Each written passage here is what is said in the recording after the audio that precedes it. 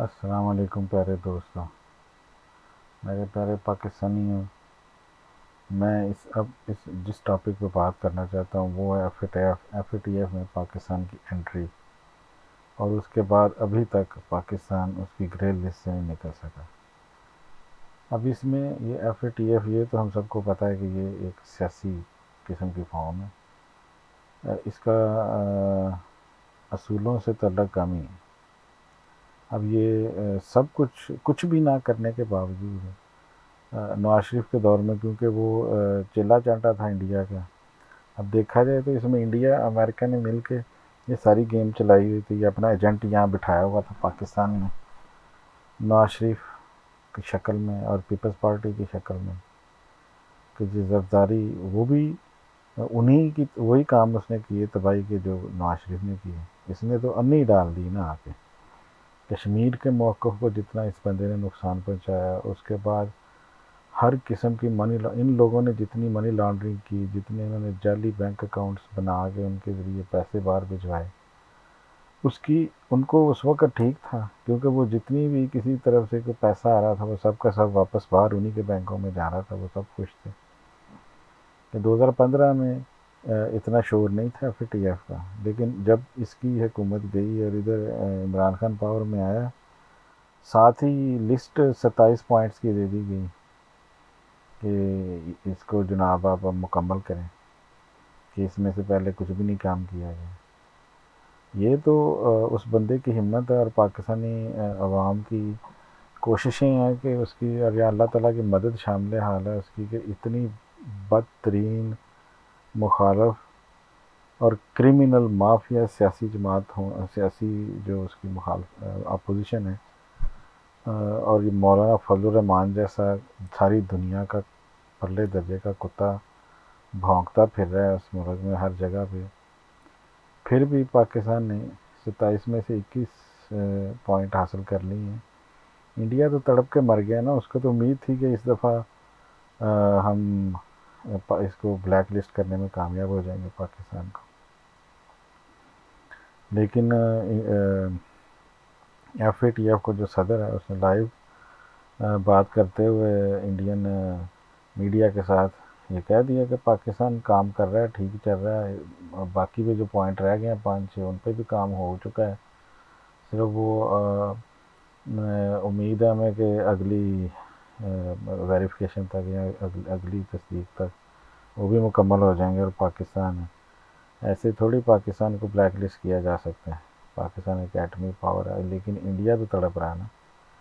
India ہمارا جو بدترین ازلی دشمن ہے، میں شروع سے کہتا ہوں کسی کا ہمسایہ اتنا گندا نہ ہو کہ وہ پاکستان میں اتنی لابنگ ہے اس کی، اتنے سلیپر سیل بیٹھے ہوئے ہیں ہر جگہ پہ کہ ہماری سیاسی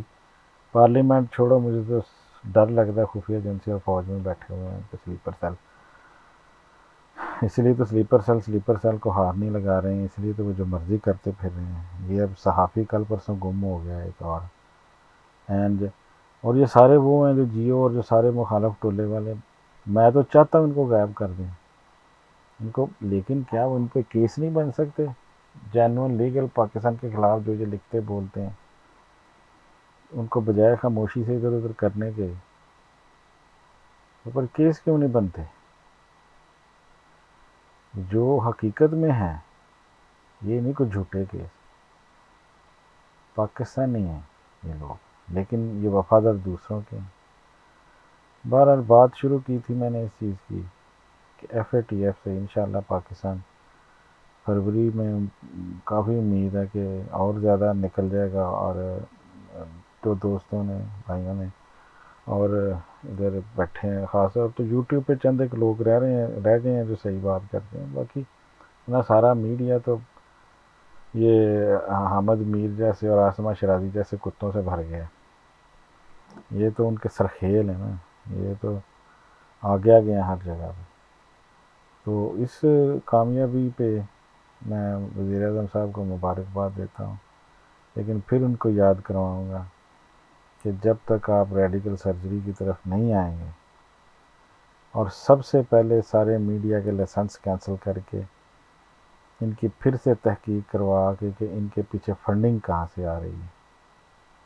تو پھر نئے لوگوں کو لائسنس جاری کیے جائیں گے، وہی کتے بلے پھر آ جاتے ہیں۔ دنیا میں کہیں نہیں ہے کہ ایک میڈیا جو میڈیا کا جو مالک ہے، اس کا اخبار بھی ہے، اس کا ریڈیو بھی ہے، اس کا ٹی وی بھی ہے، دنیا میں کہیں ایسی منوپلی نہیں ہے کسی کی۔ ان کے سارے لائسنس علیحدہ علیحدہ کیے جائیں، جو اخبار رکھنا چاہتا ہے وہ اخبار رکھے، جو الیکٹرانک میڈیا رکھنا چاہتا ہے اس کو الیکٹرانک میڈیا دیا جائے، جو ریڈیو وہ ریڈیو پہ کام بات کرے، نہیں تو یہ ایک دوسرے پہ ایک ہی شور کرتے رہتے ہیں ہر طرف۔ دیکھیے خان صاحب، اگر آپ کو میری آواز آپ تک پہنچے تو میرے آپ سے منت یہی کرنا ہے کہ ان لوگوں کے منہ بند کریں جو مستقل طور پہ پاکستان کی بیشنگ کرنے پہ لگے ہوئے ہیں۔ اس طرح آپ کو تو چلو اپنی وہ ہے کہ میں سچا ہوں، سچائی کہ اللہ تعالیٰ مدد کرتا ہے، اللہ تعالیٰ مدد کرتا ہے، لیکن وہ اس کا بھی اصول ہے کہ اللہ تعالیٰ نے اس قوم کی کبھی مدد نہیں کی جو اپنی مدد خود نہیں کرتی۔ یہ مہربانی کریں ان لوگوں کو، یہ جو دلال میڈیا مافیا کا، ان کو ختم کریں، تو پھر ہو سکتا ہے آپ اس ملک میں کوئی سکون ہو، امن ہو۔ تو دوستو، میری آپ سے یہ التماس ہے کہ اگر آپ کو میری باتیں پسند آئیں تو پہلی بات تو یہ کہ آپ ہی بولیں، جو دل میں آتا ہے بولیں، لوگوں کو بتائیں کہ عوام کیا چاہتی ہے، اور پھر لائک کریں میری ویڈیو کو، اس کو سبسکرائب کریں تاکہ مجھے پتہ چلے کتنے لوگوں کو، اور کمنٹ کریں کہ آپ کو کیا پسند آ رہا ہے یا کس خاص ٹاپک پر بات سننا چاہتے ہیں۔ شکریہ، خدا حافظ۔